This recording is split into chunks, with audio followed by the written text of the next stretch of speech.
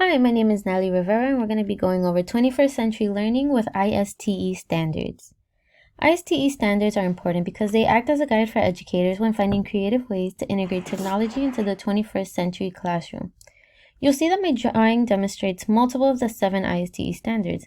My first drawing on the top left shows a classroom setting where kids are split up into groups using technology to finish assignments.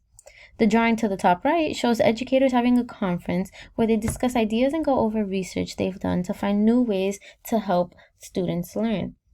Then you'll see an educator relaying that same information to his or her students.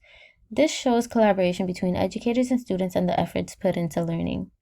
On the bottom left, you'll see an educator holding a Zoom meeting with his or her students as a means of communicating, while also teaching students how to properly use technology to responsibly participate in the digital world safely. The drawing on the bottom right shows an educator using various types of assignments to help the needs of specific students who learn better in specific ways.